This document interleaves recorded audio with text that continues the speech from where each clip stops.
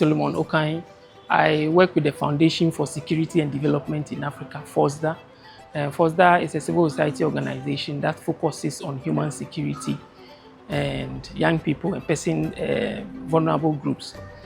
Hello everyone, my name is Jemima Miawiye Shalman. I work with Courageous Sisters Ghana. I'm the programs lead over there. Hi, I'm Khadija Yemye Seidu. I work with Feed Ghana, Female Empowerment and Advocacy for Development, and I am the Communication and Advocacy Assistant.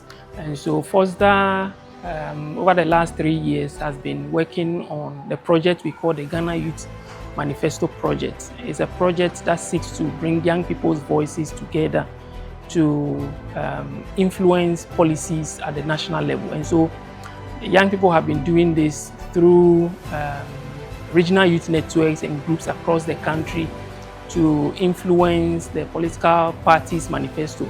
And so together, they have managed to develop 43 recommendations. And these recommendations, 19 of these recommendations have found expression in the manifestos of the two main political parties. And so coming to the Digital Rights and Advocacy Workshop, one of the things I've learned this morning, today, in fact, for the day one, is how the digital tools available for young people and Ghanaians in general to leverage on to advocate for change.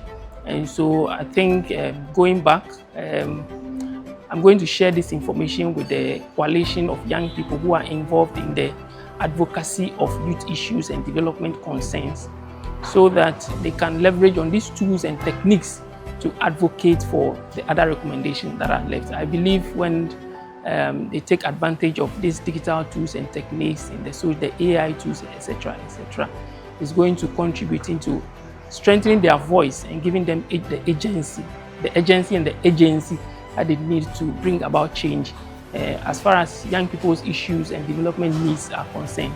Thank you. And one of the projects that we do is the telecounseling. This project focuses more on marginalized groups, especially women. We work with women, and this telecounseling program is just to give access to women to be able to seek mental health aid, psychological first aid for women. And coming to the Digital Rights and Advocacy program, I realized that one major thing we need to do is to protect people's data. So telecounseling is majorly collecting data from these women, and we need to protect it. Also, access to data and the cost of data is one of the challenges with the work that we do, and realizing that access to low-cost data is even a right or is a human right.